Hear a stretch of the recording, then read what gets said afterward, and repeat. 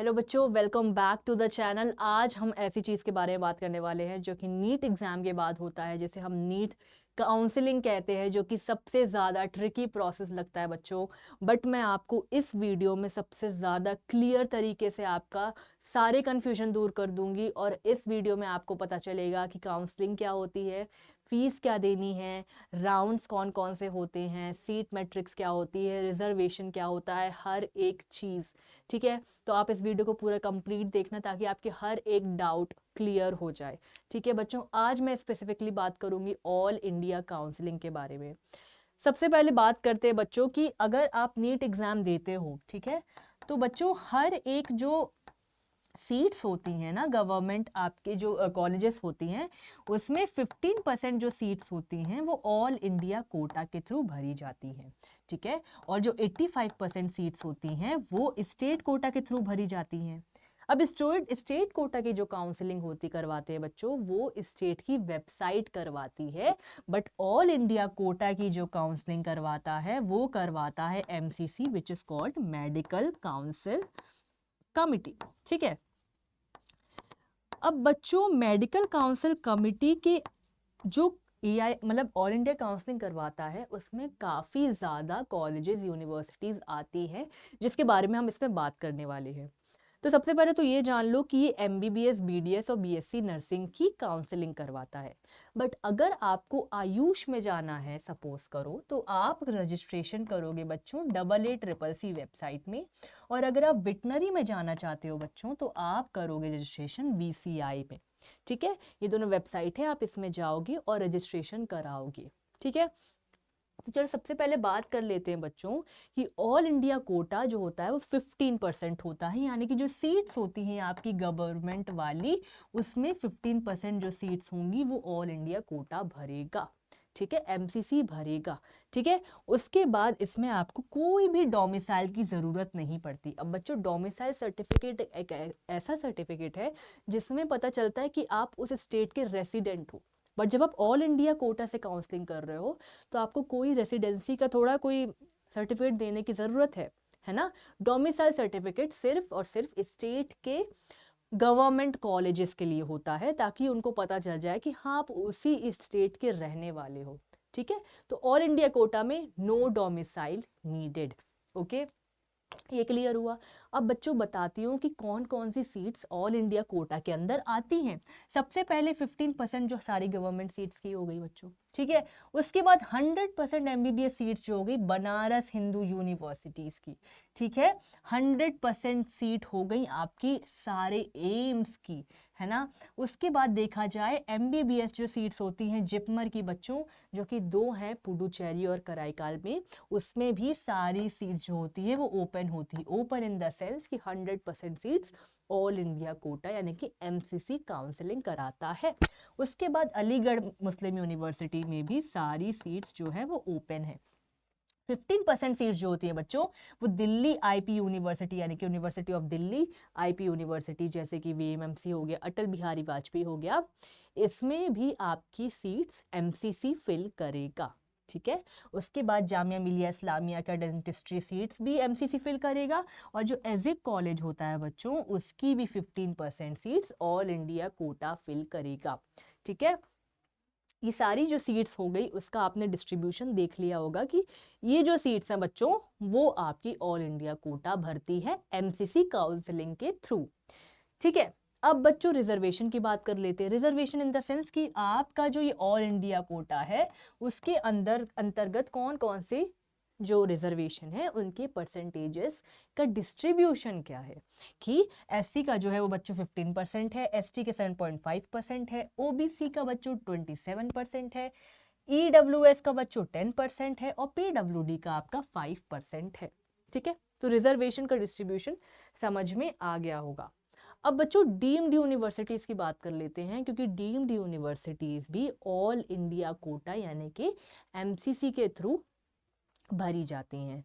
ठीक है, अब जैसे बच्चों डीम्ड यूनिवर्सिटी में लोग सोचते हैं कि डीम्ड यूनिवर्सिटी और प्राइवेट यूनिवर्सिटीज सेम है, डिफरेंस नहीं बता पाते हैं। बट बच्चों क्या होता है, जो डीम्ड यूनिवर्सिटीज होती हैं वो एक ऑटोनॉमस यूनिवर्सिटीज़ होती हैं जो कि यूजीसी से रिकॉग्नाइज्ड होती हैं। उनके खुद सेट ऑफ रूल्स होते हैं, ठीक है, उनका इंफ्रास्ट्रक्चर सब चीज़ बहुत ही बढ़िया होता है और ये यूनिवर्सिटीज़ के रूल्स वो खुद सेट करता है। पर जब हम प्राइवेट यूनिवर्सिटीज़ की बात करते हैं बच्चों, तो उसमें जो रूल्स सेट होते हैं वो गवर्नमेंट, मतलब कि वो पर्टिकुलर गवर्नमेंट उसके रूल्स सेट करता है, ठीक है। तो डीम्ड यूनिवर्सिटीज़ में एलिजिबिलिटी क्या क्या चाहिए कि बच्चों आपका नीट यूजी क्वालिफाई होना चाहिए। कोई डोमिसाइल का नीड नहीं है, क्योंकि पता है भाई ऑल इंडिया कोटा से हम इसमें आने वाले, तो भाई कोई डोमिसाइल इसमें नहीं चाहिए, है ना। जो आपका भाई रिजर्वेशन पॉलिसी है, कोई रिजर्वेशन इसमें नहीं लगता है, ठीक है, कोई भी रिजर्वेशन SC ST OBC कोई भी इसमें रिजर्वेशन नहीं है, ये बहुत ही बढ़िया बात है। और जो भाई जनरल जो होते हैं अनरिजर्व्ड और जो NRI सीट्स होती हैं, इसमें 2 सीट्स ऐसी देखी जाती हैं, ठीक है। और जो OCI कैंडिडेट्स होते हैं वो उनको इंडियन सिटीजन जैसा ही ट्रीट किया जाता है, ठीक है। अब बात आती है बच्चों की इसमें कुछ माइनॉरिटी सीट्स होती है डीम्ड यूनिवर्सिटीज़ के अंदर, जैसे कि जैन माइनॉरिटी सीट्स हो गई और मुस्लिम माइनॉरिटी सीट्स हो गई। मुस्लिम माइनॉरिटी सीट्स हमदर्द में बच्चों देखी जाती है, ठीक है। उसके बाद हम बात करते हैं बच्चों सीट कन्वर्जन की, मतलब कि अगर जैसे राउंड 1 राउंड 2 राउंड्स होते हैं काउंसलिंग में, तो अगर राउंड 3 में आपकी सीट्स बच जाती हैं तो आपकी जो माइनॉरिटी सीट्स होती हैं वो आपकी अनरिजर्व्ड में शिफ्ट हो जाती हैं, यानी कि कन्वर्ट हो जाती हैं। तो जो दोनों माइनॉरिटी सीट्स हैं बच्चों वो अनरिजर्व्ड में चली जाएंगी अगर आपकी राउंड 3 में सीट खाली होती है तो आई होप आपको डीम्ड यूनिवर्सिटी समझ में आया होगा, ठीक है। अब बच्चों आगे बात करते हैं ऑल एम्स काउंसलिंग की, यानी कि यहाँ पर एम्स जो होता है वो ऑल इंडिया, यानी कि सारी सीट्स आप ऑल इंडिया कोटा के थ्रू MCC काउंसलिंग के थ्रू भरते हो, ठीक है। तो क्या होता है इसमें आपको पहले तो नीट यूजी क्वालिफाई होना चाहिए, कोई डोमिसाइल नहीं चाहिए, है ना। और आपके एम्स स्पेसिफिक एलिजिबिलिटी रूल्स होने चाहिए, यानी कि आपके जो 12th है उसमें 50% आने चाहिए आपके कंबाइंड PCB में, और ऐसे रूल्स होते हैं एम्स की, ठीक है। उसके बाद रिजर्वेशन पॉलिसी जो है बच्चों वो आपको जो पहले बताई थी सेम है, ठीक है। उसके बाद अगर हम सीट कन्वर्जन की बात करें तो जैसे माइनॉरिटी सीट्स का कन्वर्जन हमने डीम्ड यूनिवर्सिटीज़ में देखा था, वैसे ही यहाँ पर भी है, यहाँ पर रिजर्वेशन है। जैसे कि अगर आपका राउंड 3 में सीट्स खाली होती हैं तो ST PW चला जाता है ST में, SC PW चला जाता है SC में, UR PWD चला जाता है UR में, और OBC PWD चला जाता है OBC में। ST जाएगा SC में, SC कन्वर्ट होगा UR में, EWS कन्वर्ट होगा UR में, और फॉरेन नेशनल कन्वर्ट होगा UR में, ठीक है। तो बहुत ही ईजी है कि कन्वर्ट हो जाती है बच्चों सीट्स, मतलब कि रिजर्वेशन जो है वो इनमें कन्वर्ट हो जाता है अगर राउंड 3 की सीट्स खाली हैं तो, ठीक है। उसके बाद बात करते हैं बच्चों एजिक कोटा की। देखो जो पेरेंट्स इंश्योर्ड पर्सन हैं, यानी कि इंश्योर्ड पर्सन कोटा में आते हैं, उनके बच्चे एजिक कॉलेज में जा सकते हैं। इंडिया में एजिक कॉलेजेस है, काफ़ी एजिक कॉलेजेस हैं, यानी कि ESIC कॉलेजेस, यानी कि जो इंश्योर्ड पर्सन होते हैं उनको employ state insurance corporation benefits देती है, मेडिकल बेनिफिट्स देती है, तो उनके बच्चे एजिक कॉलेज में पढ़ सकते हैं, वो भी बहुत ही कम अमाउंट में, बहुत ही कम अमाउंट लगता है बच्चों, 25 से 30 हज़ार रुपए तक लगता है, और आपके बच्चे इसमें आराम से पढ़ सकते हैं अगर आप इस कोटा में आते हो तो इसकी एलिजिबिलिटी क्या है बच्चों वो देख लेते हैं। पहले तो आपको नीट यूजी में क्वालिफाई होना है, आपको इंश्योर्ड पर्सन जो आपके अगर पेरेंट्स हैं आपको उनके बच्चे होने ऑफ कोर्स, है ना। उसके बाद आपका जो एजिक होगा उसका फॉर्म निकलेगा, ठीक है। तो उस फॉर्म में आपको फिल करना है, और जब आपकी लिस्ट आती है तो आपको इस लिस्ट में होना चाहिए, तभी आप इसमें एलिजिबल हो, बेनिफिट ले सकते हो, ठीक है। उसके बाद कोई भी डोमिसाइल की जरूरत नहीं होती, क्योंकि ये ऑल इंडिया कोटा से भरा जाता है, ठीक है। उसके बाद जो रिजर्वेशन पॉलिसी है बच्चों वो सेम है जो मैंने आपको पहले बताई, है ना। SC की 15%, 7.5 ST की, 27 OBC की, 10 जो है वो EWS की, और जो 5% है बच्चों वो PWD की है, ठीक है। उसके बाद बात करते हैं बच्चों सेंट्रल यूनिवर्सिटी इंस्टीट्यूट, यानी कि जो हमारे यूनिवर्सिटीज, सेंट्रल इंस्टीट्यूट है, जैसे दिल्ली यूनिवर्सिटी कॉलेज अगर हम ले तो लेडी हार्डिंज हो गया, यूसीएमएस हो गया, मौलाना आज़ाद हो गया, इनमें एलिजिबल होने के लिए क्या चाहिए? सबसे पहले तो बच्चों आपको नीट यूजी क्वालिफाई होना चाहिए, ठीक है। सारे बच्चे इसमें पार्टिसिपेट कर सकते हैं और जो रैंक लेटर है इसकी वो डाउनलोड कर सकते हैं उसके एनटी वेबसाइट से, ठीक है। इसका जो सीट डिस्ट्रीब्यूशन होता है बच्चों वो बता दिया मैंने, जो 15% होता है वो ऑल इंडिया कोटा से भरता है और जो स्टेट कोटा होता है बच्चों वो 85% भरता है, जो यानी कि स्टेट के वेबसाइट से आपको इसका काउंसलिंग करना पड़ेगा, ठीक है। ये दिल्ली के कैंडिडेट्स के लिए होता है क्योंकि दिल्ली में ये सारी यूनिवर्सिटीज़ हैं। उसके बाद सेंट्रल इंस्टीट्यूट की बात करें बच्चों तो इसमें आता है वीएमसी आपका आ गया, अटल बिहारी वाजपेयी आ गया, है ना। जो एज ए कॉलेज हो गए डेंटल कॉलेज वो आ गए, और जो सीट डिस्ट्रीब्यूशन है वो वही है, 15% all India Kota, 85% state quota, ठीक है। अब इसकी बात हो गई। अब बात कर लेते हैं कि इसमें जो 15% है वो डोमिसाइल फ्री, क्योंकि हम AIQ से भर रहे हैं, है ना।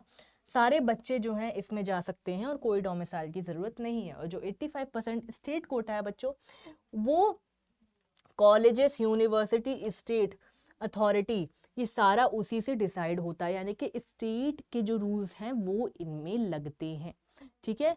इसमें मेडिकल काउंसलिंग कमेटी का कोई भी रोल नहीं होता क्योंकि ये स्टेट की काउंसलिंग है। समझ में आई बात? उसके बाद बात करते हैं सीट कन्वर्जन की, जो मैं आपको पहले बता चुकी हूँ, सेम है। चिल्ड्रन ऑफ वार पर्सनल बच्चों की, जो कि बच्चे डिफेंस पर्सनल में हैं या फिर वॉर में हैं, ठीक है, तो वो बच्चों का भी जो कन्वर्जन है वो STCW से ST हो जाता है, SCCW से SC होता है, URCW से UR होता है, OBCCW से OBC, ST से SC, SC से अनरिजर्व्ड, ठीक है। तो ऐसा आपका देखा जाता है सेंट्रल यूनिवर्सिटी और इंस्टीट्यूट में। उसके बाद दिल्ली यूनिवर्सिटी की बच्चों बात करें तो सबसे पहले कौन कौन से कॉलेजेस इसके अंदर आते हैं भाई? लेडी हार्डिंज हो गया, है ना, university college of medical sciences हो गया, UCMS Maulana Azad, Maulana institute of dental sciences. तो ये सारे कॉलेज जो होते हैं बच्चों वो आते हैं DU मेडिकल कॉलेज में। अब भाई 15% जो है वो AIQ से भरेंगे, ऑब्वियस सी बात है बच्चों, और 85% जो होंगे वो दिल्ली के बच्चे पढ़ कर सकते हैं जिनके पास डोमिसाइल क्राइटेरिया। और वो डोमिसाइल क्राइटेरिया क्या है कि आपका 11, 10, 12 आपका दिल्ली से पढ़ा होना चाहिए, तो आप दिल्ली के काउंसलिंग से उसमें पार्टिसिपेट कर सकते हो। समझ में आई बात? अब बच्चों एलिजिबिलिटी की बात कर लेते हैं कि भाई 15% है तो all India quota, NEET qualify होना चाहिए, कोई डोमिसाइल नहीं चाहिए, 85% स्टेट कोटा बता चुकी हूँ, तो दिल्ली का होना चाहिए, 11-12 दिल्ली से पढ़ी होनी चाहिए, तो अभी वो यूनिवर्सिटी ऑफ दिल्ली में एडमिशन ले सकता है स्टेट कोटा के थ्रू। MCC का इससे कोई लेना देना नहीं है। CW कोटा जो मैंने भी आपको बताया, रिजर्वेशन अवेलेबल होता है CW के लिए, और स्टेट कोटा में भी एप्लीकेबल होता है। सिर्फ स्टेट कोटा के अंदर ही आता है बच्चों, CW की अगर बात करें तो वो स्टेट कोटा के अंदर आता है, और एलिजिबिलिटी वेरीफाइड बाय कॉम्पिटेंट, यानी कि MCC के थ्रू इसकी एलिजिबिलिटी नहीं देखी जाती क्योंकि ये 85% के अंदर नहीं, मतलब कि 85% के अंदर आ रहा है, ठीक है। तो MCC इसमें दखलंदाजी नहीं दे सकती, ठीक है। उसके बाद बच्चों बात करते हैं अपनी दिल्ली यूनिवर्सिटी कॉलेजेस की रिजर्वेशन पॉलिसी की। तो जो बच्चों रिजर्वेशन पॉलिसी है, यानी कि इसमें वही same to same percentage distribution है जो मैं आपको पहले बता चुकी हूँ। अब बात कर लेते हैं बच्चों faculty of dentistry Jamia Millia Islamia की, ठीक है। इसमें क्या होता है कि इसमें जो रूल्स होते हैं बच्चों वो जामिया मिलिया इस्लामिया खुद बनाता है। MCC सिर्फ काउंसलिंग करवाएगा, बट जो रिजर्वेशन पॉलिसीज होती हैं वो जामिया मिलिया इस्लामिया बनाएगी, ठीक है। तो इसमें क्या होता है बच्चों की सीट रिजर्वेशन कैटेगरीज और एलिजिबिलिटी फॉर इंटरनल कैंडिडेट्स ये इंक्लूड होती हैं जामिया मिलिया इस्लामिया में, ठीक है। तो उनको जाके देखना होगा ऑफिशियल JMI वेबसाइट में कि कौन कौन सी रिजर्वेशन कैटेगरी उनके लिए अप्लाई होती हैं। अब देखो बच्चों MCC सिर्फ काउंसलिंग करवाएगा, बट रूल्स और पॉलिसीज़ वो नहीं बताता है। जामिया मिलिया इस्लामिया के अंदर कुछ इंटरनल सीट्स होती हैं, यानी कि अगर आप जामिया मिलिया स्कूल से पढ़े हो तो आप इंटरनल सीट्स के लिए एप्लीकेबल हो जाओगे। ठीक है, कब एप्लीकेबल नहीं होगे? अगर आपने ओपन यानी कि डिस्टेंस स्कूलिंग की है या फिर आप प्राइवेट कैंडिडेट अपीयर हुए हो तो आप इंटरनल कोटा में एलिजिबल नहीं हो। ठीक है ना। और ये मैं आपको बता चुकी हूँ। और रेगुलर स्टूडेंट के जैसे आपने जामिया मिलिया में पढ़ाई की है तो आप इसके इंटरनल कोटा में आ पाओगे। ठीक है, इसका फायदा उठा पाओगे। समझ में आ रही है बात? अब बात कर लेते हैं आईपी यूनिवर्सिटीज़ की। बच्चों देखो, सेंट्रल इंस्टीट्यूट जो आईपी यूनिवर्सिटीज़ में आती हैं, जैसे कि वीएमएमसी हो गया, अटल बिहारी वाजपेयी हो गया, इसमें जो सीट डिस्ट्रीब्यूशन होता है बच्चों, वही 15% और 85% देखा जाता है। ठीक है, 15% सीट्स वही ऑल इंडिया कोटा। और दिल्ली में करना है बच्चों तो आपको 11th-12th पढ़ाई पूरी करनी पड़ेगी। ठीक है, उसके बाद रिजर्वेशन पॉलिसी सेम है। और स्पेशल केस जो हमने चाइल्ड वॉर वाला देखा था वो 5% है, जो हम पहले बता चुके हैं। ठीक है, जो एलिजिबिलिटी है वो डिसाइड करेगा आपका कॉलेज, और उसमें जो डॉक्यूमेंट्स नीडेड होंगे वो भी कॉलेज आपका डिसाइड करेगा। ठीक है, उसके बाद बात करते हैं अलीगढ़ मुस्लिम यूनिवर्सिटी की। अब बच्चों, अलीगढ़ मुस्लिम यूनिवर्सिटी में कितने तरह की सीट होती है? AMU open seats, AMU internal Kota seats, और एनआरआई सीट्स, और सेल्फ फाइनेंसिंग स्कीम, यानी कि डेंटल में ये होता है। ठीक है, उसके बाद अगर रिजर्वेशन देखिए एएमयू ओपन सीट्स में तो कोई कैटेगरी नहीं लगती है इसमें, है ना। एससी एसटी ओबीसी कोई नहीं लगता है। 5% पीडब्ल्यूडी इसमें लगता है। ठीक है, इंटरनल कोटा जो होता है बच्चों अनरिजर्व्ड के लिए होता है। जो ऑल सीट्स होती है वो अनरिजर्व्ड की तरह देखी जाती है, क्योंकि सिर्फ एएमयू के स्टूडेंट्स जो होंगे बच्चों वही इस इंटरनल कोटा का फायदा उठा सकते हैं, है ना। बाकी जो सीट्स है वो अनरिजर्व्ड की तहत मानी जाएंगी, और but restricted to internal candidates only. वही बताया कि इंटरनल कोटा सिर्फ स्टूडेंट्स के लिए होंगी, और बाकी जो सीट्स होंगी वो अनरिजर्व्ड होंगी, क्योंकि यहाँ पर कोई भी रिजर्वेशन नहीं है ना। इंटरनल कैंडिडेट्स अब कौन कौन से हैं बच्चों वो देख लो। एएमयू के रूल्स वहाँ पर लिखे होते हैं बच्चों, वो स्ट्रिक्टली फॉलो होने चाहिए। और जो एएमयू की ऑफिशियल वेबसाइट है वहाँ की एलिजिबिलिटी आपको एक बार चेक करनी होगी कि आप उसमें आते हो कि नहीं आते हो। तो इंटरनल कोटा जो होता है उसमें उसका बेनिफिट आपको लेना है तो आपके उसकी वेबसाइट में जाके देखना पड़ेगा। ठीक है, उसके बाद बच्चों बात करते हैं हम rules of MCC versus AMU. यानी कि जो एमसीसी होता है बच्चों, मेडिकल काउंसिल कमेटी, वो काउंसलिंग करवाता है और रजिस्टर्ड बच्चों की लिस्ट देता है। बट जो एएमयू होता है वो इंटरनल कोटा देखता है, वो चेक करता है कि कौन कौन से बच्चे इंटरनल कोटा में आ रहे हैं, कौन से बच्चे अनरिजर्व्ड में आ रहे हैं। ठीक है, तो ये जो रिजर्वेशन पॉलिसीज़ हैं वो एएमयू अपनी खुद सेट करता है। बस जो काउंसलिंग के रजिस्टर्ड स्टूडेंट्स होते हैं वो आपका एमसीसी लेकर आता है। ठीक है, जो फाइनल अथॉरिटी होगा on who qualifies as internal candidates वो सब एएमयू डिसाइड करेगी। एमसीसी इसके इंटरनल कोटा की एलिजिबिलिटी में कोई दखलंदाजी नहीं देती है। ठीक है, उसके बाद बनारस हिंदू यूनिवर्सिटी की बात कर लेते हैं बच्चों। देखो, बनारस हिंदू यूनिवर्सिटी जो है वो ओपन है। ओपन इन द सेंस कि उसकी सारी सीट्स ऑल इंडिया कोटा से भरी जाएंगी।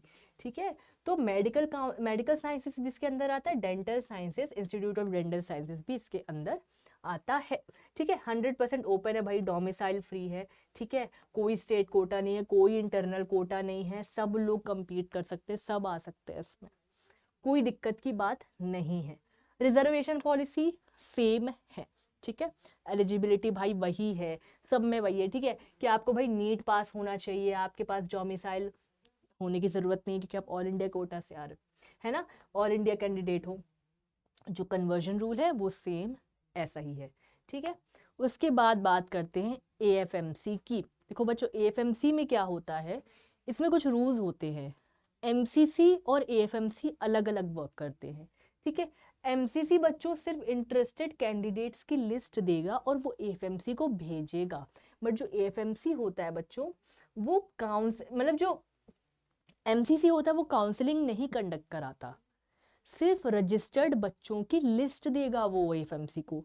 एएफएमसी काउंसलिंग अपनी खुद कराएगा, समझ रहे हो, एएफएमसी करेगा अपनी खुद की काउंसलिंग, ठीक है। उसके बाद फाइनल सिलेक्शन भी वही करेगा।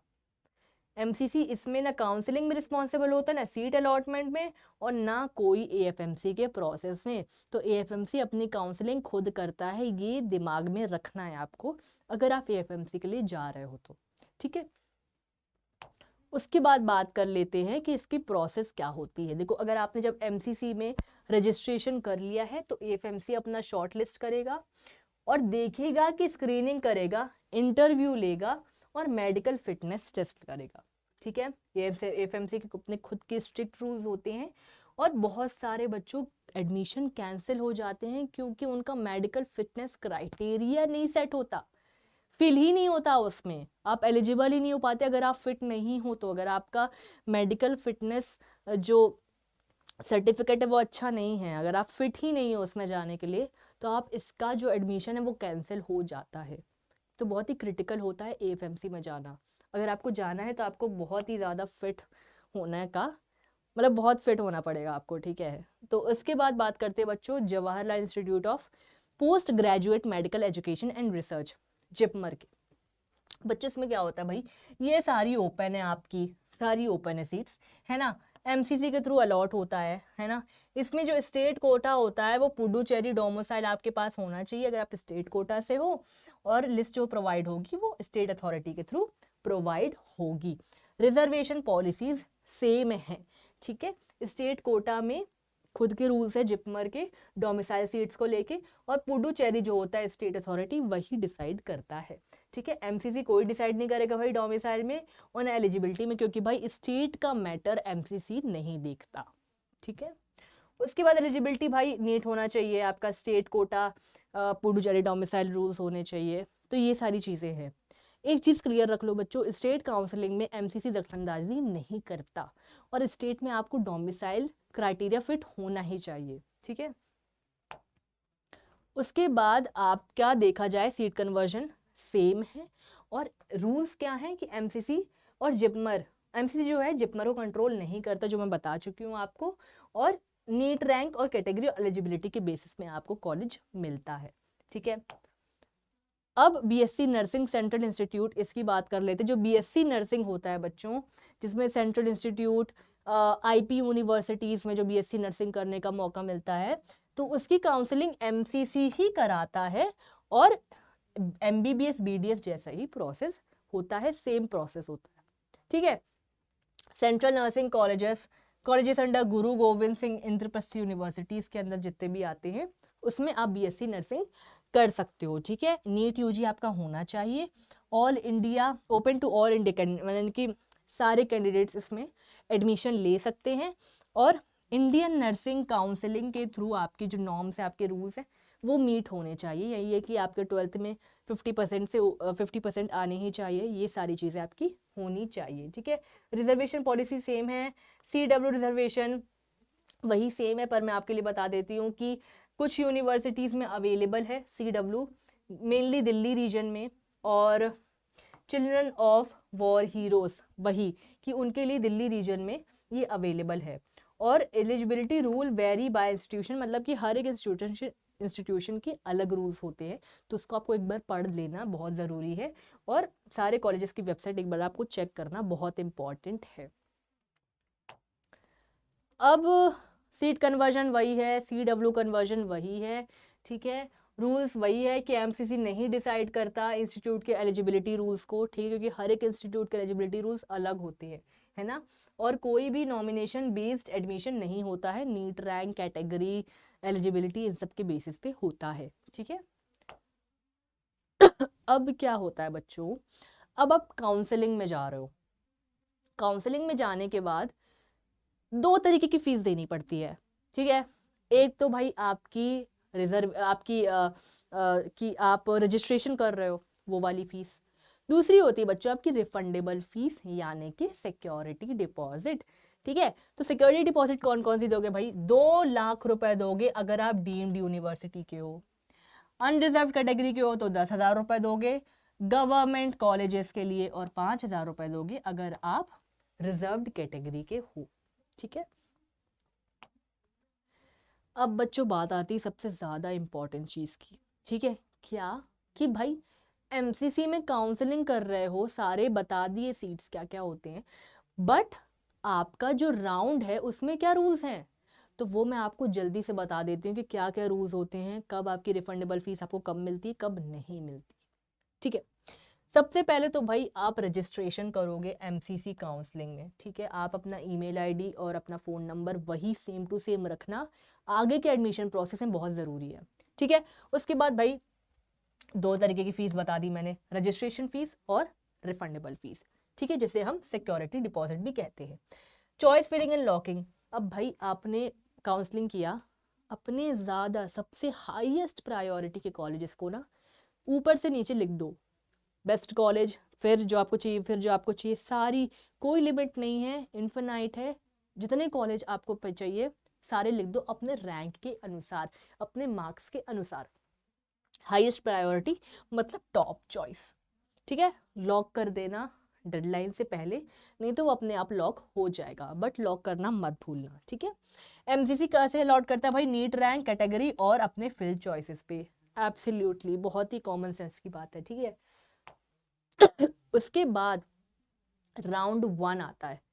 राउंड 1 में बच्चों सबसे ज़्यादा इम्पॉर्टेंट है कि राउंड 1 में आपको अलॉटेड कॉलेज में जाना है अपने ओरिजिनल डॉक्यूमेंट्स लेके, तभी आप अपनी सीट कंफर्म कर सकते हो। Verification of documents very important if you get allotted in the first round.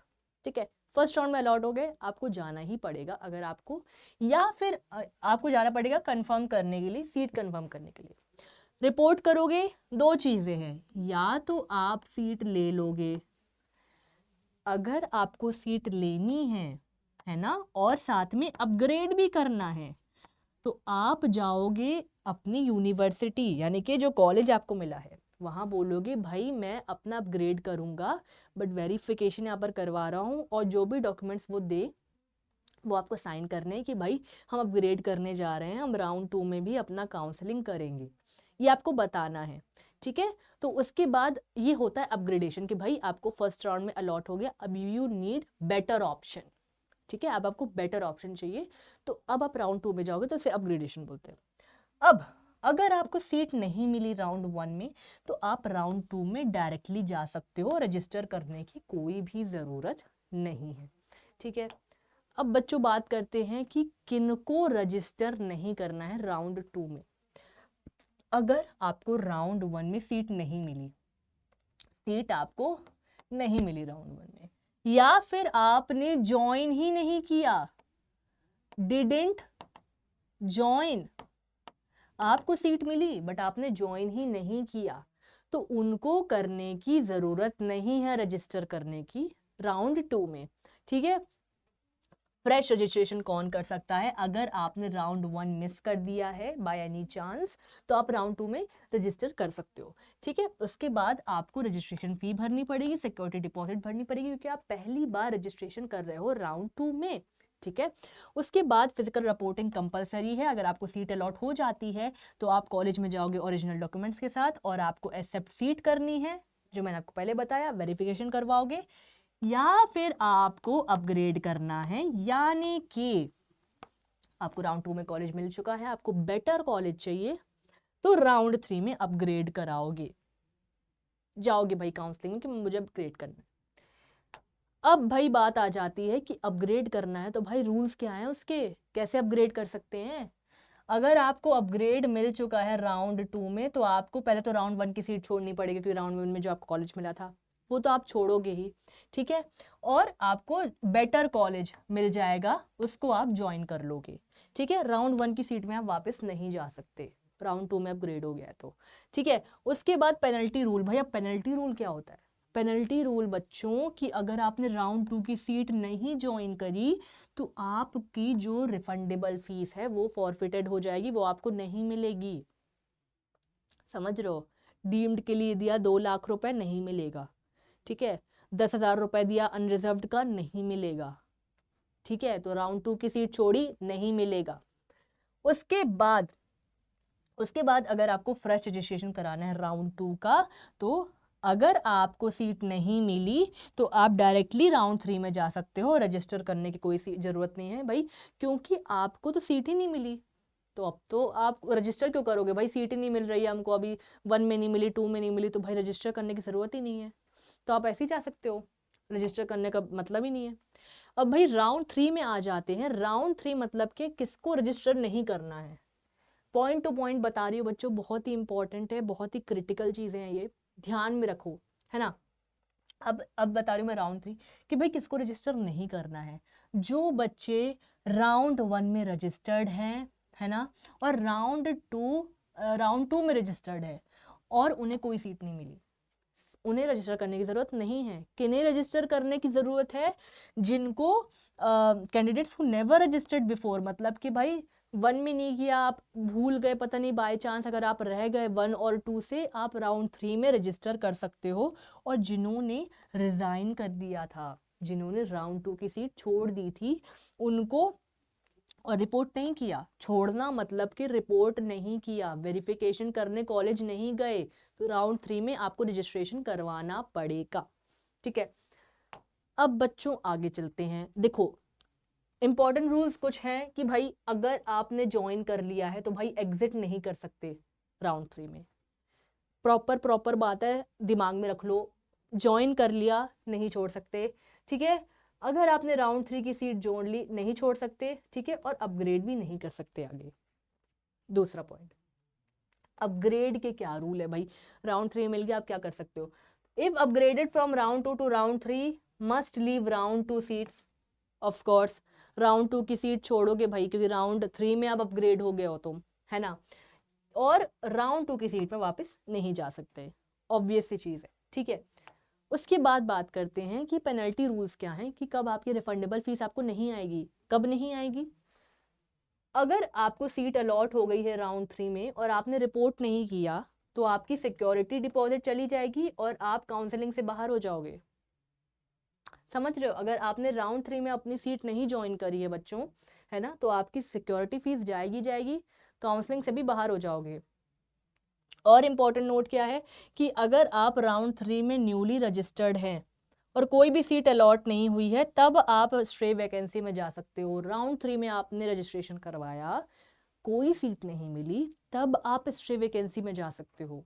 ठीक है, उसके बाद अगर आप राउंड 3 में अपग्रेड हो सकते हो बच्चों, तो राउंड 2 की सीट नहीं मिलेगी। देखो बच्चों, आगे अगर आप अपग्रेड करते हो तो पुरानी वाली सीट आपको नहीं मिलेगी, क्योंकि आप अपग्रेडेड हो चुके हो। ठीक है, तो ये कुछ रूल्स थे जो कि बहुत ही क्लियरली मैंने समझा दिए। अब स्ट्रे राउंड आता है बच्चों फाइनली। ठीक है, स्ट्रे राउंड आता है। स्ट्रे राउंड में फ्रेश रजिस्ट्रेशन, मतलब कि अगर आपने 1 2 3 में नहीं किया है तो भाई इसमें तो करोगे, है ना। You must register again to participate in this round. क्योंकि बच्चों क्या होता है, पहला तो ये कि 1 2 3 में नहीं किया तो इसमें करोगे। दूसरा ये 1 2 3 में किया भी है तब भी इसमें करना पड़ेगा, क्योंकि इसमें करना पड़ता है, स्ट्रे राउंड में सबको फ्रेश रजिस्ट्रेशन करना पड़ता है। कौन कौन एलिजिबल नहीं है, अगर आपको पहले सीट मिल चुकी है 1 2 और 3 में, और कहीं आपको स्टेट काउंसलिंग में सीट मिली हुई है, क्योंकि बच्चों दो चीज़ें होती हैं, ऑल इंडिया कोटा और आपका ये स्टेट कोटा, दोनों ऐसे पैरेलली चलते हैं, मतलब जिगजैग मोशन में चलते हैं। ऑल इंडिया कोटा जैसे कि बताती हूँ, ऑल इंडिया कोटा चला 1, फिर आपका चलेगा स्टेट कोटा 1, ठीक है, फिर आपका चलेगा ऑल इंडिया कोटा 2, फिर आपका चलेगा स्टेट कोटा 2। ठीक है, ऐसे चलेगा, और दोनों के स्ट्रे राउंड ऐसे ऐसे साथ साथ चलते हैं। ठीक है, तो अगर आपको स्टेट कोटा में नहीं मिला, 1 2 3 में नहीं मिला, तो आप एलिजिबल, अगर मिल चुका है सॉरी, तो आपको एलिजिबिलिटी नहीं है। ठीक है, अगर आप ज्वाइनिंग कब कंपलसरी है, अगर आपको सीट मिल जाती है भाई स्ट्रे राउंड में, ज्वाइन करना ही पड़ेगा, छोड़ना नहीं बच्चों। ठीक है, ज्वाइन करना ही पड़ेगा, नहीं छोड़े तो सिक्योरिटी तो जाएगी ही जाएगी, पार्टिसिपेट नहीं कर सकते आगे नहीं कर सकते, रिफंडेबल फीस भी चली जाएगी, तो स्ट्रे राउंड में आपको लेना ही है सीट। ठीक है, उसके बाद बच्चों सबसे इंपॉर्टेंट चीज़ है डॉक्यूमेंट रिक्वायरमेंट, यानी कि आपको एमसीसी में कुछ डॉक्यूमेंट्स लगेंगे जो आपको बनवा लेने हैं पहले से ही, सबसे ज़्यादा इंपॉर्टेंट है। ठीक है, कौन कौन सा भाई, अलॉटमेंट लेटर जो आपको मिलेगा, कब? जब आपको कॉलेज अलॉट हो जाएगा, वो आपको लेना है, एमसीसी के थ्रू मिलेगा। नीट एडमिट कार्ड ले जाना है, अपना नीट स्कोर कार्ड ले जाना है, ठीक है, नीट रिजल्ट ले जाना है। डेट ऑफ बर्थ प्रूफ वो नहीं है, 10th की मार्कशीट भी चलेगी, 12th की मार्कशीट और सर्टिफिकेट, 10th की मार्कशीट और सर्टिफिकेट, है ना। 8 passport size photo, ID proof यानी कि आधार कार्ड, ड्राइविंग लाइसेंस, ये सब चलेगा, ठीक है। उसके बाद अगर आप एनआरआई हो तो आपके पास ओसीआई कार्ड होना चाहिए, ठीक है। एससी एसटी से हो तो आपके पास इसका सर्टिफिकेट होना चाहिए, कैटेगरी का मतलब कि कास्ट सर्टिफिकेट होना चाहिए, ठीक है। सब कास्ट सर्टिफिकेट अगर आप इसमें हो तो, रीजनल लैंग्वेज अगर में है तो आपको ट्रांसलेटेड कराना पड़ेगा, ऐसे अटेस्टेड कॉपी लेनी पड़ेगी उसकी। ओबीसी एनसीएल से हो, उसमें लिस्ट में आते हैं आपका नाम, तो आपको इसका सर्टिफिकेट आपके पास होना चाहिए, ओबीसी की लिस्ट में आपका आना चाहिए, ठीक है। सब कास्ट का सर्टिफिकेट होना चाहिए। अब देखो इंपॉर्टेंट रूल क्या है कि अगर आपके पास ओरिजिनल डॉक्यूमेंट्स नहीं है तो आपका एडमिशन कैंसिल हो जाएगा। Always carry multiple photo copies और check allotted college website for extra requirements, मतलब कि वही है इंपॉर्टेंट चीज़ें कि भाई आपको वेबसाइट चेक करते रहना है, कोई भी इंपॉर्टेंट चीज़ हो तो वो आपको बता दें, आप समय से उसको कर लो, क्योंकि बच्चों सबसे इंपॉर्टेंट चीज़ मैं आपको बता देती हूँ, हर एक चीज़ डेडलाइन टू डेडलाइन चलती है। आपको टाइमिंग देखनी होगी, कब वेरिफिकेशन करवाने जाना, नहीं करवाने गए तो एडमिशन कैंसिल हो जाएगा, आगे की सीट मिली तो पीछे की छूट जाएगी। बहुत सारी सी चीज़ें होती हैं जो आपको डेडलाइन टू डेडलाइन चलना पड़ता है, उस टाइम से पहले करना पड़ता है, ठीक है। तो ये आपको करना है। तो बच्चों ये मैंने आपको डिटेल में बताया है ऑल इंडिया की काउंसलिंग कैसे होती है एमसीसी के थ्रू। आपको ये पूरा वीडियो आई होप समझ में आया होगा। तो अगर आपको ये पीडीएफ चाहिए और बहुत सारी और इन्फॉर्मेशन चाहिए काउंसलिंग से रिलेटेड, तो आप हमारा टेलीग्राम चैनल ज्वाइन कर सकते हो, उसमें आपको सारी चीज़ें ज्वाइन हो जाएंगी। और चैनल में तो काउंसलिंग से रिलेटेड वीडियोज़ आ ही रही हैं, तो इसके लिए फॉलो सब्सक्राइब करना बिल्कुल मत भूलना।